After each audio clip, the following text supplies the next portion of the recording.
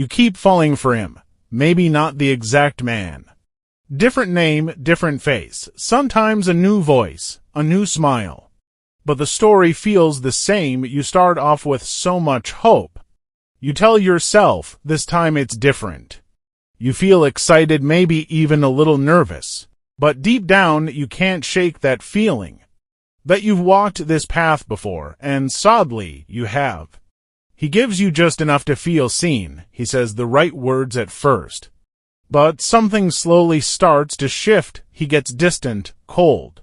You start questioning yourself, wondering if you're the one being too sensitive, too emotional, too needy. You've been here before. You've felt this ache before. You've waited for that reply, reread those messages, and cried over the silence before. And now you're asking the question that's been hiding beneath your smile. Why do I keep falling for the same man in a different body? The answer isn't simple, but it's powerful. It's not just about who they are.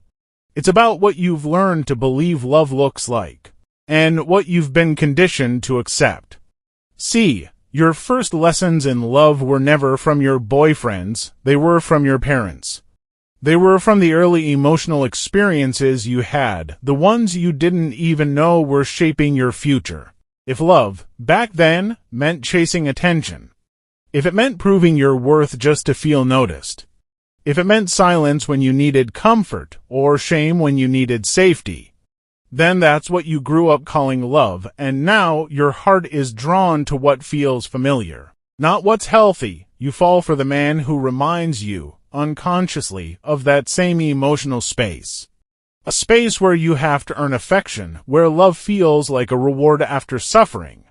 Where consistency is rare and chaos is romanticized. Where peace feels foreign and pain feels normal. You don't chase men. You chase the emotional resolution you never got as a child. You try to heal through him what was wounded in you long before he ever existed. That's why the good man feels boring. That's why you doubt the one who shows up for you without drama.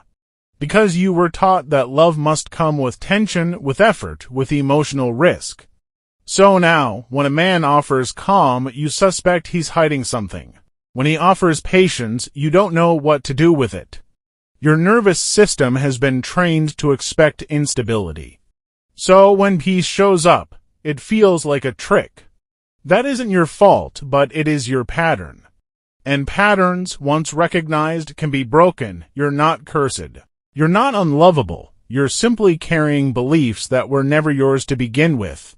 Somewhere along the way, you were made to feel like your emotions were too much. Like your needs were a burden. Like love was conditional. And you internalized those messages.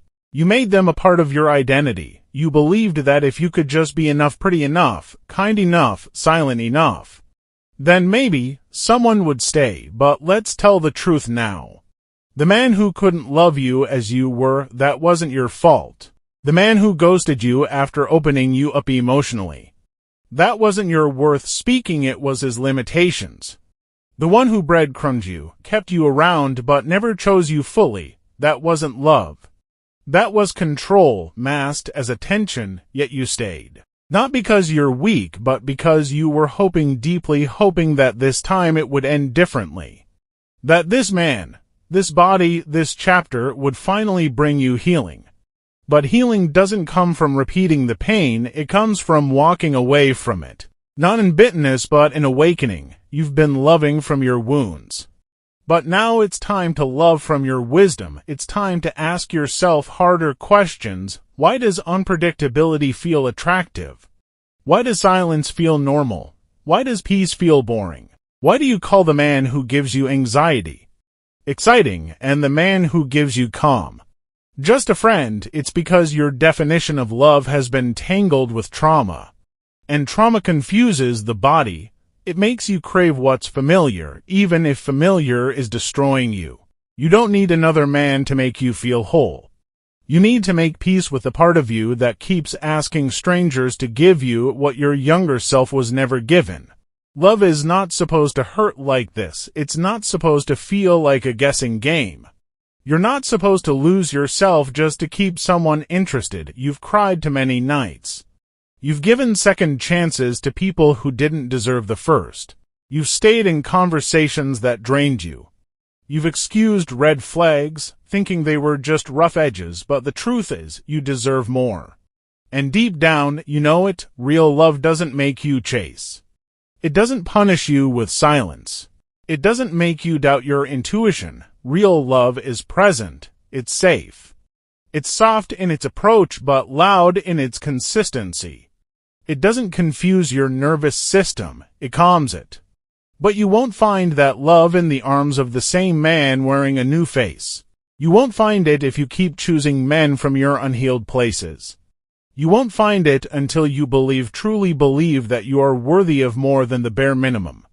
Let this be the moment you stop settling. Let this be the moment you stop calling potential love. Let this be the moment you look in the mirror and say, I will not relive this pain again, because the woman you are becoming, she doesn't chase validation. She doesn't beg for effort. She doesn't wait for broken men to realize her worth. She knows her worth. She's no longer available for half love, for confusion, for emotional starvation. She has new standards now, not because she's bitter, but because she finally understands what she brings to the table.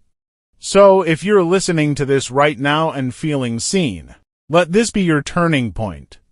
You are not hard to love. You are not too much. You are not the problem. You are a woman who has been taught to seek healing in places that were never capable of giving it. But now, you're awake. Now, you see clearly. And now, you choose peace. No more repeating, no more almosts, no more same man, different body stories. This is your breakthrough. The cycle ends with you.